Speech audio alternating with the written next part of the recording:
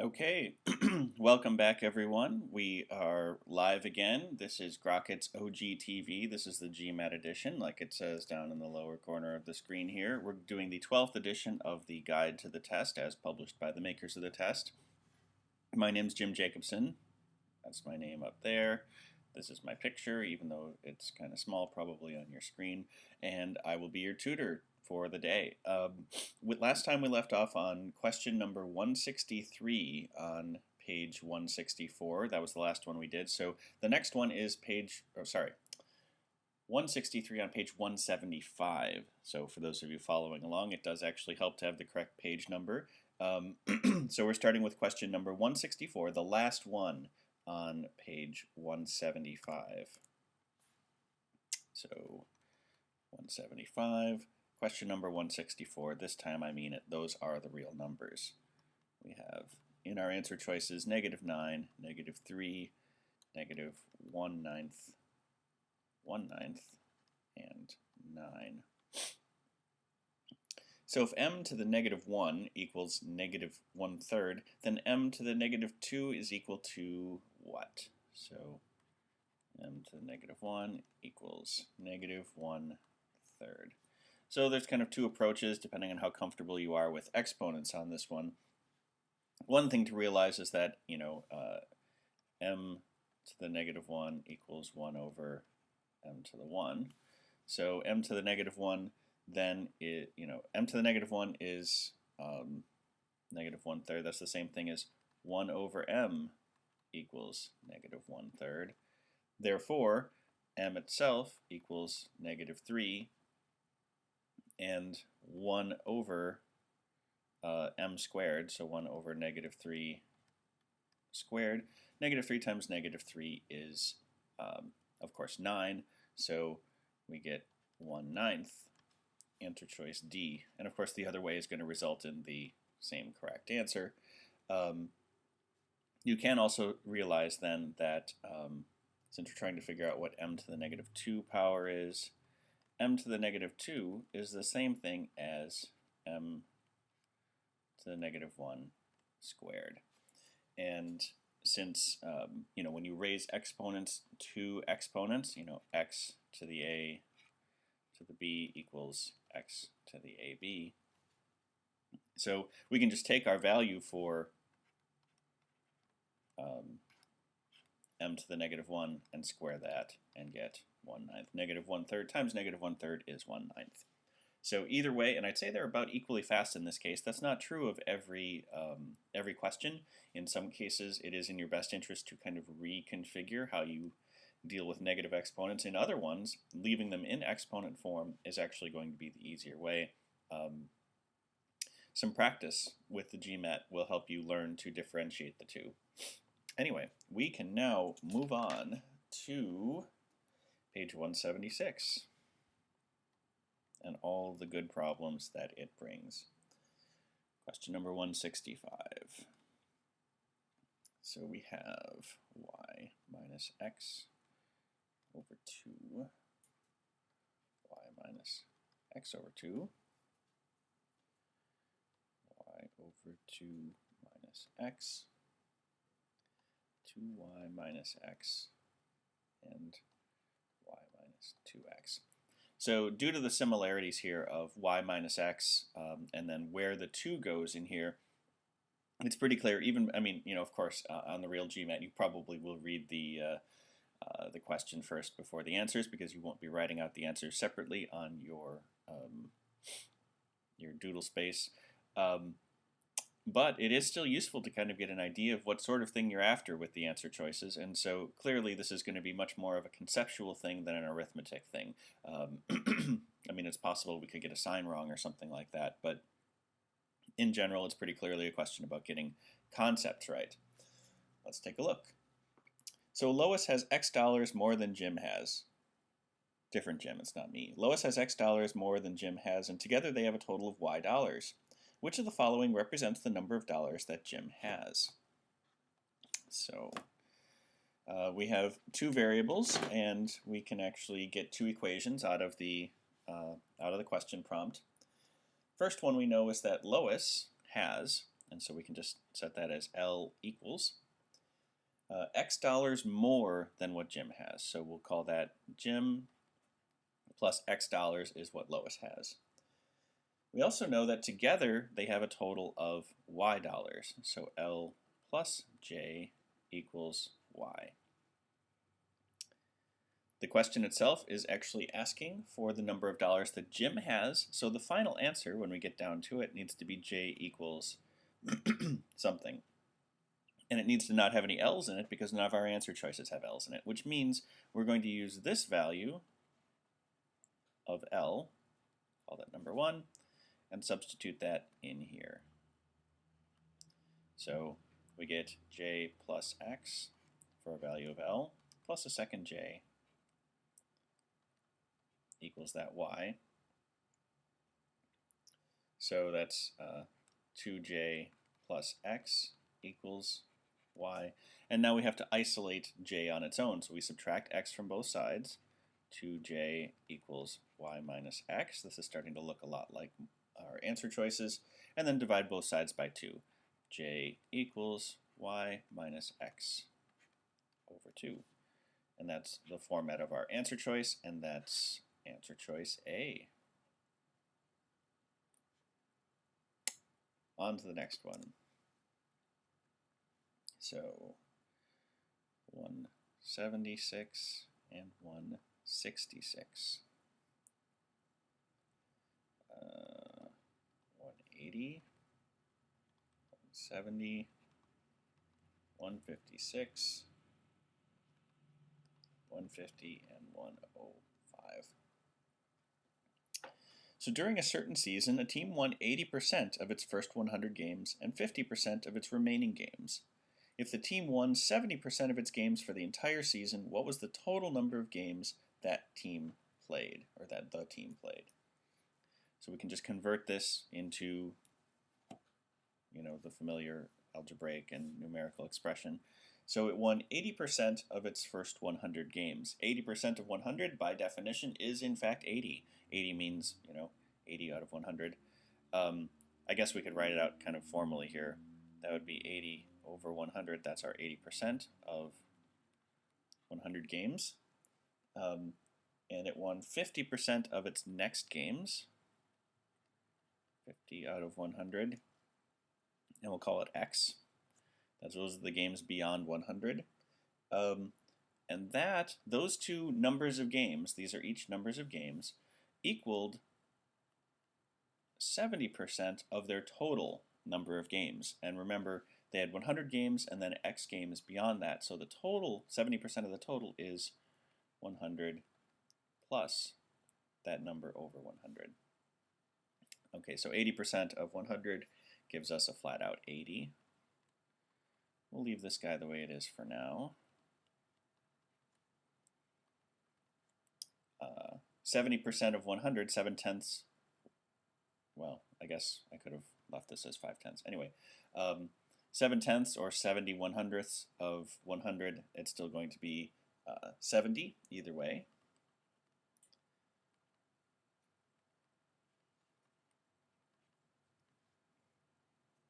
And actually, I'm going to convert this to tenths.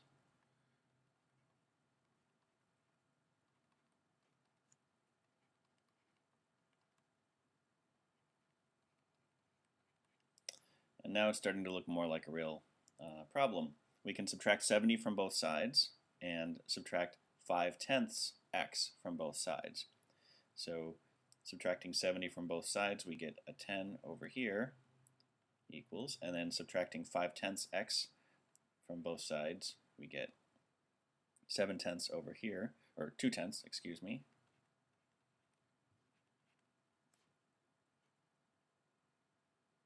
So, we can multiply both sides by 10.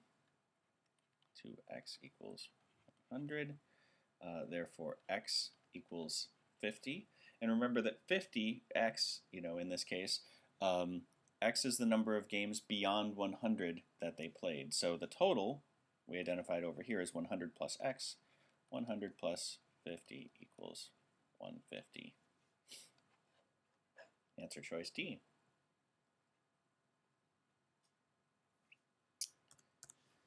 So 176 and 167.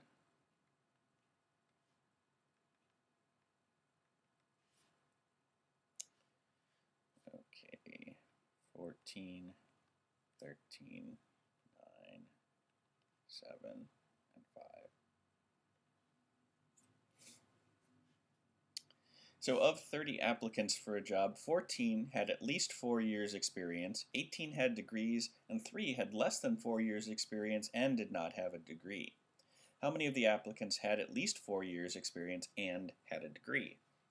So when you have two sets of kind of binary opposites, or when I do anyway, I find it most useful to set up a chart. So we had those who have at least 4 years of experience. We have those who have less than 4 years of experience. We have those who have degrees. And we have those who have no degree.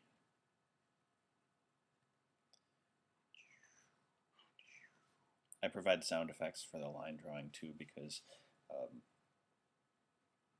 well, where else are you going to get them? I suppose you could turn the sound down and supply your own, but then you wouldn't hear my explanation. Okay, and then the columns are going to be the totals here.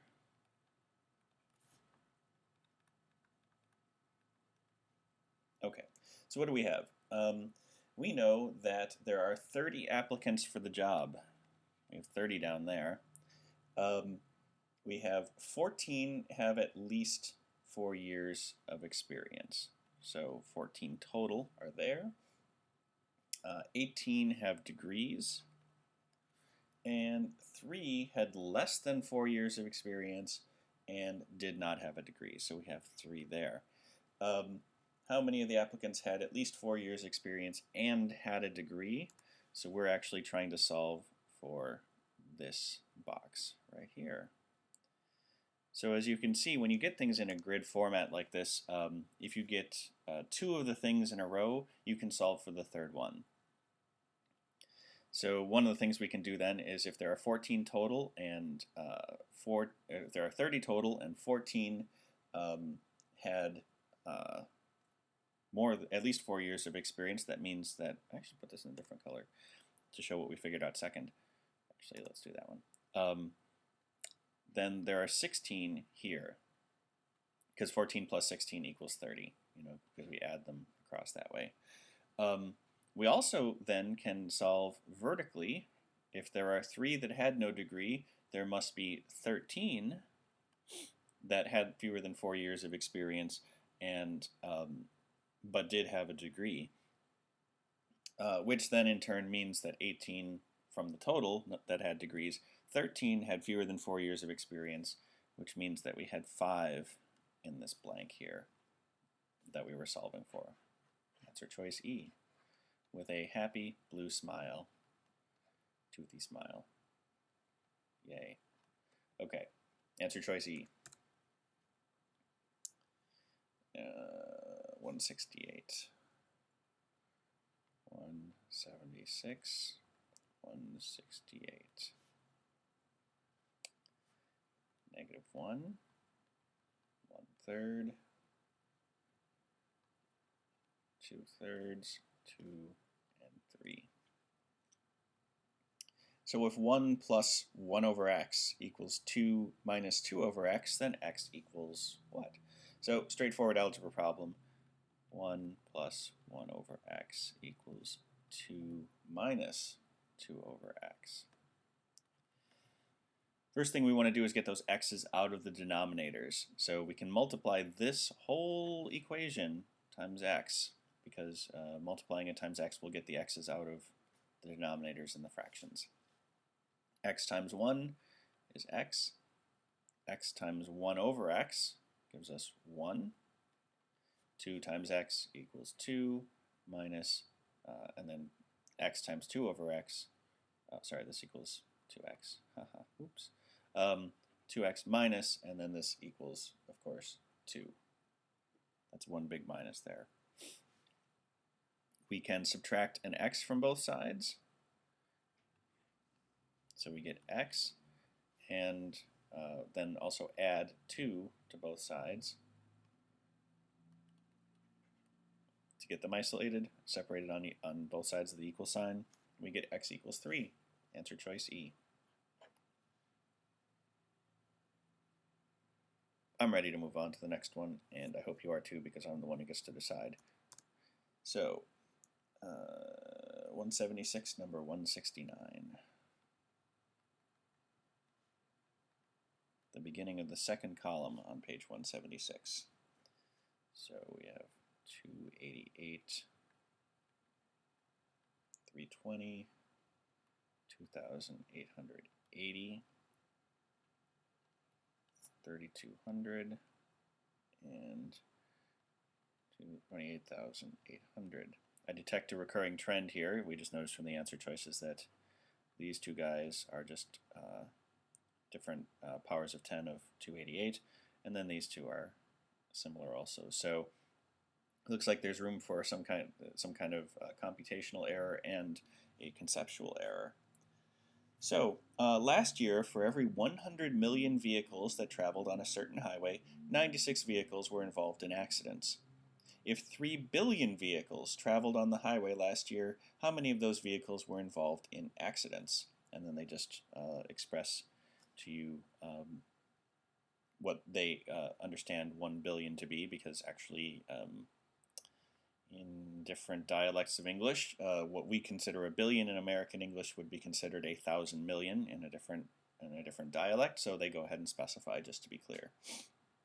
So the ratio that they give us is 96 vehicles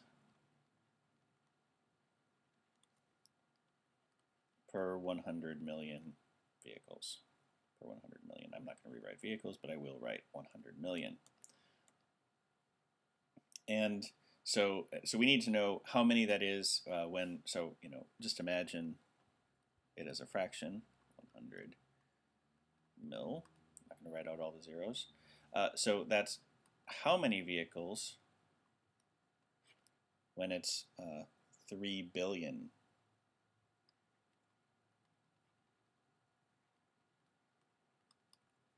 It's a good question. So really this one is just a matter of converting the fraction into this format. How many times does 100 million go into 3 billion? It is in fact 30 times that number. So if we do 30 times the numerator and the denominator, we will end up with our mystery guessed number of vehicles. So 96 times 30 equals 2,880. Answer choice C. And then you can see why two of the other answer choices A and E, are simply different powers of 10 times this, times 288, because they are assuming that, well, somebody out there is going to misunderstand, the number of times that you do 100 million into 1 billion, dropping off or adding on a zero when they don't need to. So, answer choice C. 176, 170. So 60, 80, 100, 120, and 140. So 30% of the members of a swim club have passed the life-saving test. Among the members who have not passed the test, 12 have taken the preparatory course and 30 have not taken the course. How many members are there in the swim club? So again, I'm a big fan of this chart. We have those who passed. That's an S. Those who have not yet passed, we won't consider it a failure. They may just not have taken the test. And then we have those who took the prep course and those who have not taken the prep course.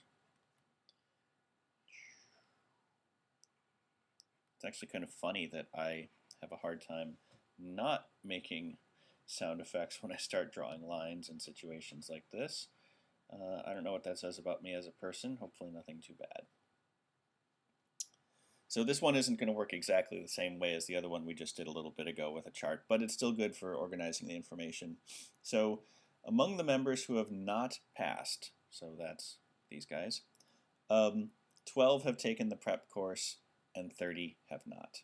So we have 12 here and 30 here.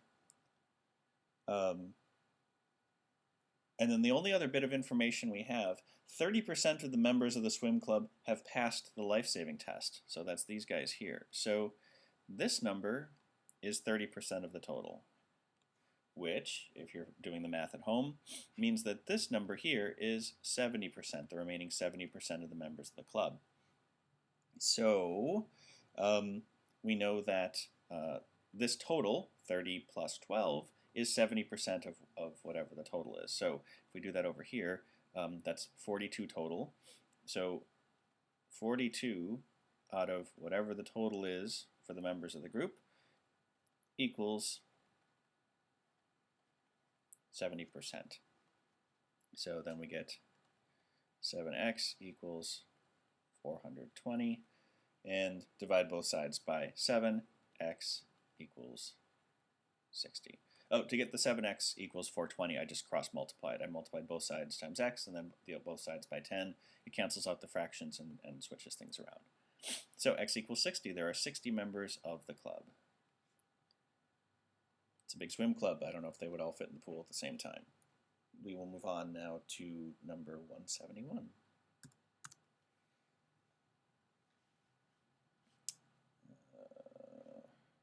Okay, 176. Number 171. 2, 3, 6, 16, and 17. So what's the difference between the 6th and the 5th terms of the sequence 2, 4, 7, whose nth term is defined basically as n plus 2 to the n minus 1? So we need the difference between the 6th term and the 5th term. So the difference between them will be the 6th minus the 5th equals the answer. The 6th term in the sequence is then equal the nth term. Replace n with whatever term you're trying to figure out. That would be 6 plus 2 to the 6 minus 1 minus the 5th term, which would be 5 plus 2 to the 5 minus 1, because again we're replacing the number of the term every place where it says n. So that's, of course, 6 plus 2 to the 5th minus 5 plus 2 to the 4th. And in this particular case, it's perhaps easier to think of it as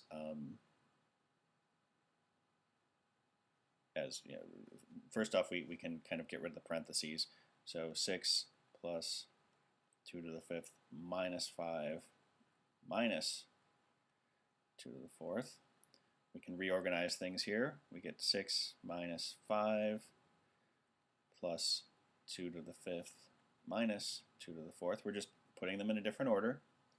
And then once you have this quantity here, 2 to the 5th and 2 to the 4th have a common factor, namely 2 to the 4th.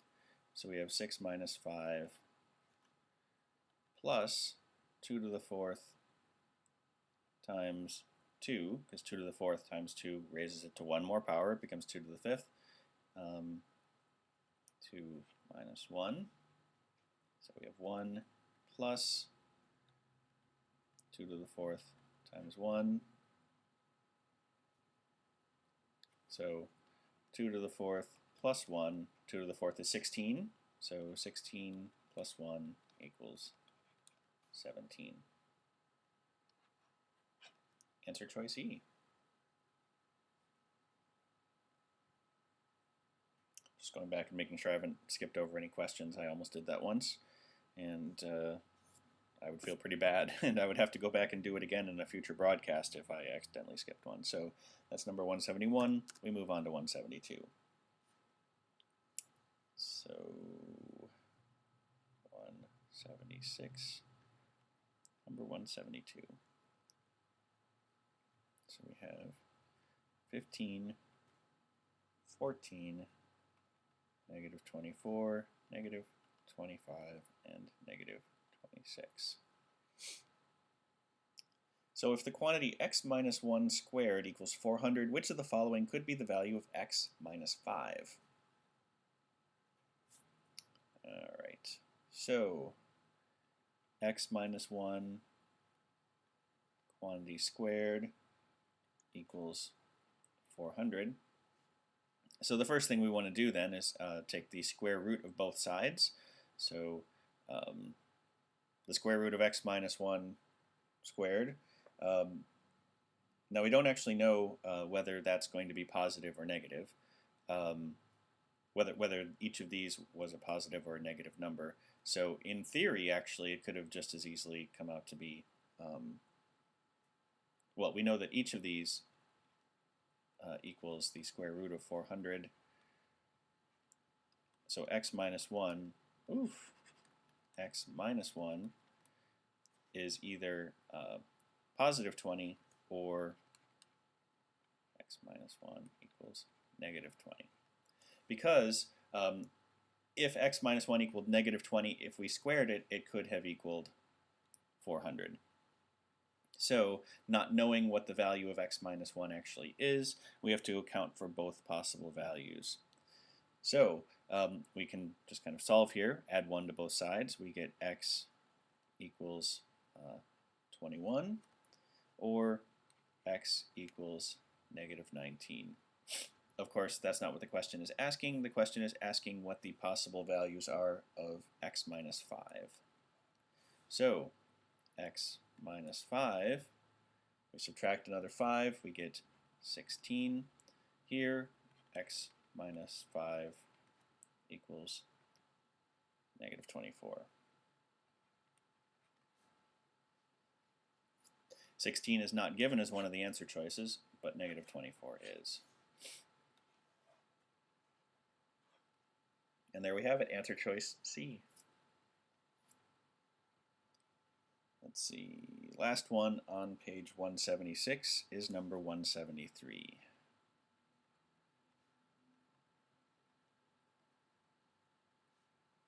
Oh goodness, lots of symbols.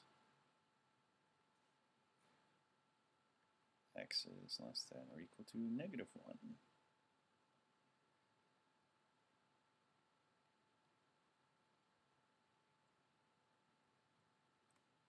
I'm getting there.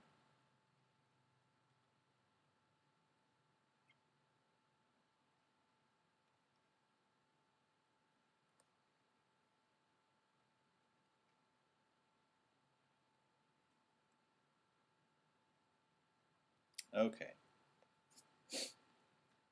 So which of the following describes all values of x for which 1 minus x squared is greater than or equal to 0?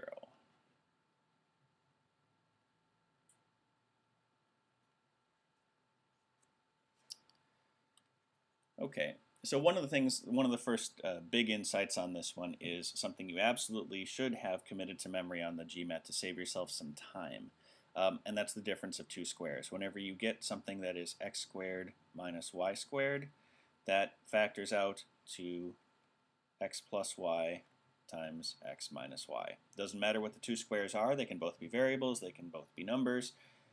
I guess if they're both numbers, you could solve it just with numberness arithmetic, but when you have partial variables and partial numbers, it still works. Difference of two squares, we can simplify here. So 1 minus x squared, 1 is a perfect square, or 1 is the square of 1, you know, and x squared is also. So this is the same thing as x plus y, whoa, what the heck am I doing?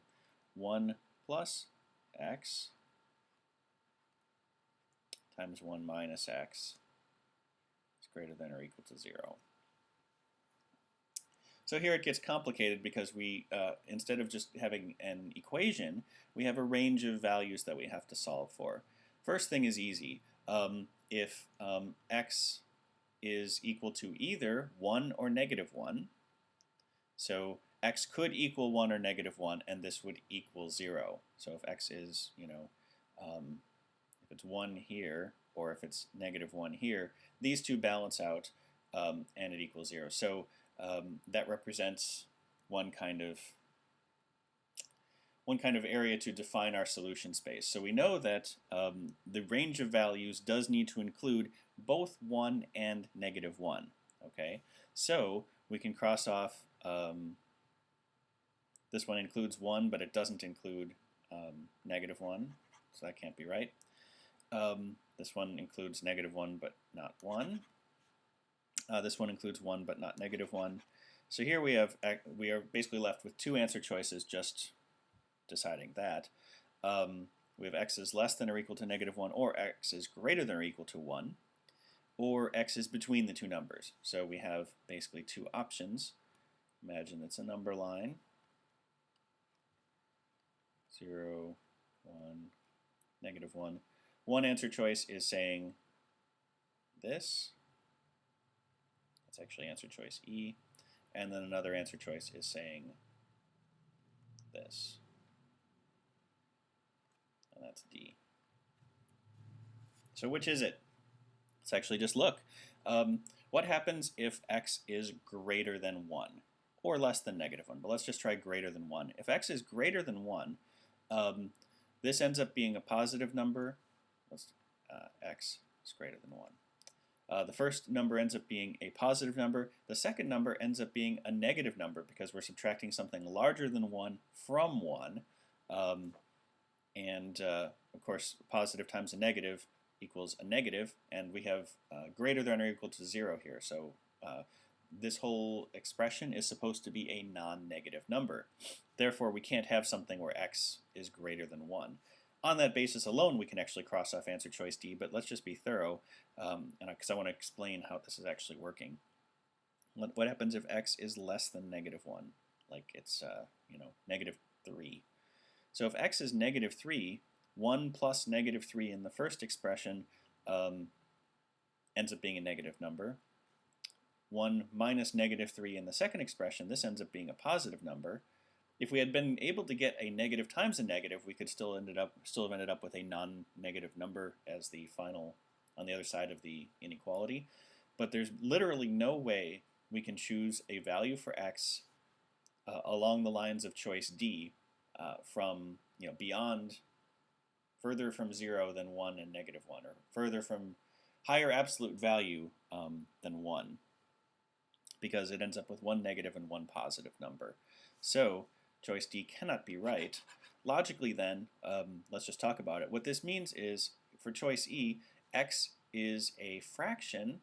Well, it could be 1, but if it's a fraction less than 1, let's just say that x is x is less than 1, but greater than 0. If x is a fraction, like 1/2, 1 plus 1/2 in the first term, that ends up being a positive number. 1 minus 1/2, even though it makes this second expression smaller, it stays positive. Positive times positive still gives us greater than or equal to 0. Well, it wouldn't be equal to 0, it'd be greater than 0. But we already established that x could be 1 or -1 itself. So answer choice E must be our correct answer. And with that, we move on to page 177. Question number 174. So 1/8, 1/2, 3/4, 7/8, and 15/16. Okay. So the probability is 1/2 that a certain coin will turn up heads on any given toss. If the coin is to be tossed 3 times, what is the probability that on at least one of the tosses the coin will turn up tails? Reminder of our definition of probability here. It's the number of desired outcomes over the total number of outcomes. And remember that all probability fractions are expressed as a fraction between 0 and 1 inclusive. Something can have a probability fraction of 0 if it has no chance of happening. It can also have a probability of 1 if it is definitely going to happen. What this means is that the probability of what you want to happen, or what you're trying to figure out, and the probability of what you don't want to happen, or what you're not really trying to figure out, those two fractions add up to 1 total every time. So another way to think about probability is the number 1 minus, what should I call this? Unwanted. The unwanted probability equals the wanted. And the reason you would do this is sometimes it's actually just easier to figure out the thing that you don't want to figure out. Or it's easier to figure out the thing that you don't want to arrive at the answer for. So, so one of the things you always want to do when you have probability questions with coin flips or anything like that is figure out what the total number of outcomes could be. So if you have one coin flip that's 1 out of 2, you have a second coin flip that's 1 out of 2, you have the third coin flip that's 1 out of 2. It's 1/2 times 1/2 times 1/2. Any given coin flip has a any given series of 3 coin flips has a 1 in 8 chance of happening, whether it's 3 heads, 3 tails, 2 heads, 1 tail, any of those things. For small enough questions, you can actually just write out all the probabilities. And in something like this where there's only 8 different ways it can work out, it may just be faster for you or easier for you to write out all the possibilities. We'll do it both ways. We're trying to figure out the probability that at least one of the tosses comes up tails. So we have 3 coins, so it's either going to be heads or tails. In this particular case, it's actually easier to figure out how many ways it could not come up at least 1 tails. So there's really only one way you can have no tails at all, and that's that if you get heads, heads, heads on all 3 coin flips.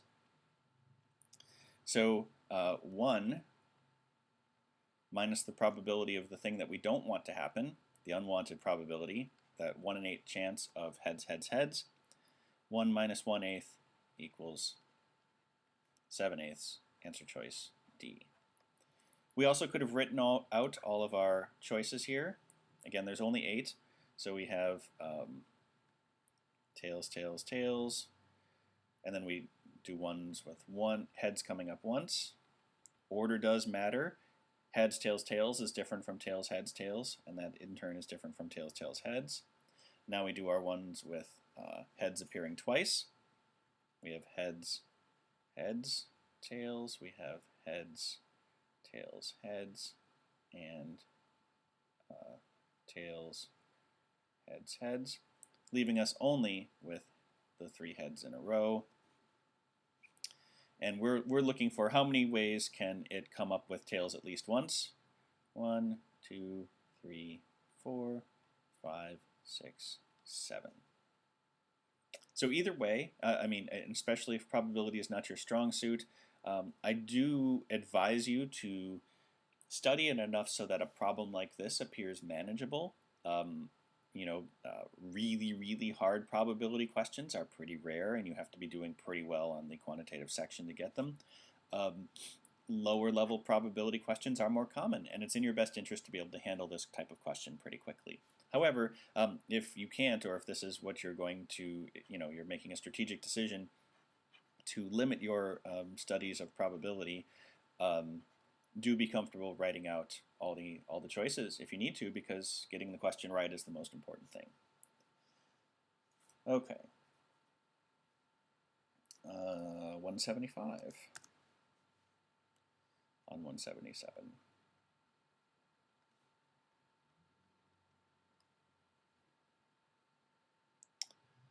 And we have 80, 110, 160, 200, and 400.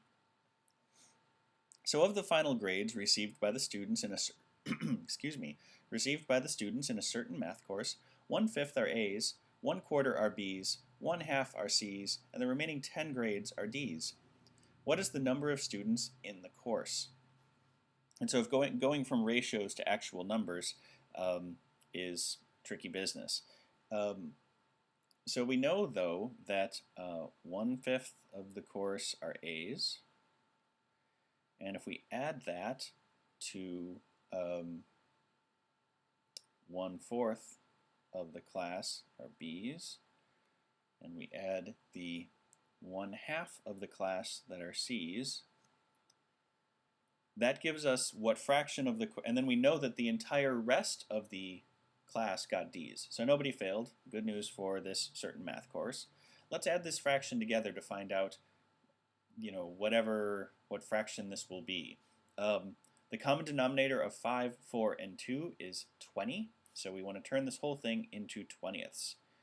So we multiply the whole thing times, we have to multiply this guy. Oh my goodness. I really do know some math. Okay, to get 20ths, we need to multiply this guy times 4, this guy times 5, and this guy times 10. So the A's are 4/20ths. The B's are 5/20ths. And the C's are 10/20ths. Add that all together, 5 plus 4 plus 10. 19/20ths of the students got A's, B's, or C's, and which means then that 1/20th of the class got D's, and we know that that equals 10 students. We got the actual number for the number of D's. Let's make this explicit, ABC. So 19 out of 20 got ABC, 1 out of 20 got D, and we know that that actual number is 10. So if 1/20th of the class is 10 students, then there are 200 students in the class.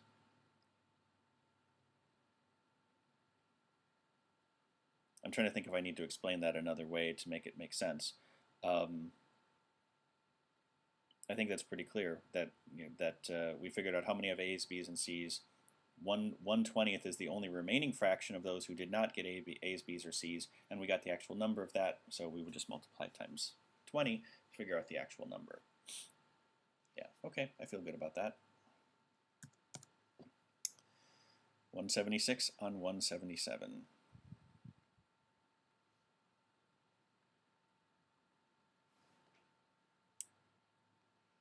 So we have, this one is statement 1, this one is statement 3,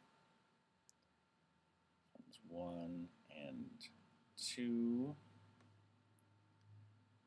1 and 3, and then 2 and 3.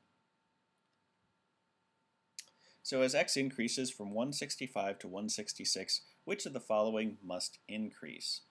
So we have statement 1, which is 2x minus 5.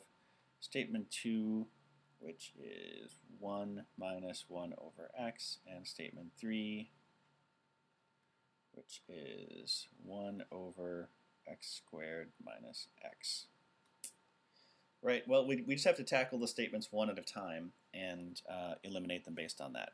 So they give us these numbers 165 to 166, but it actually doesn't matter, and in fact it's going to be a lot easier to handle this question if we say, so 165 to 166, if we say, no, we don't care about you. It would be just the same as if we did it from 3 to 4, because the question is really asking what happens to each of these expressions as x goes up. What happens when x gets bigger? When it starts off as a positive number and stays a positive number but becomes a bigger one. So what happens when you take a number that you are doubling and subtracting 5 from it? Does it get bigger? Because we're looking for which of the following must increase. So, I mean, again, let's just take our example of 3 to 4. So 2 times x, 2 times 3 is 6, minus 5 is 1. If when x is 8, 2 times, or x is 4, 2 times 4 is 8, minus 5 is 3. So when x is a regular old positive integer and it increases, statement number 1 definitely increases, no matter what value you put in for x, as long as it's, positive integer and all that. So we can eliminate all the answer choices that do not include statement 1. That means U, statement, or answer choice B, and that means U, answer choice E. Let's look at number 2.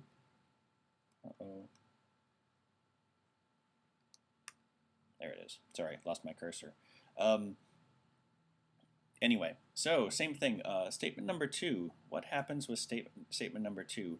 So statement number 2 is 1 minus 1 over x. 1 over x then is a fraction, and remember that as fractions, as the denominators get bigger, the fraction actually gets smaller.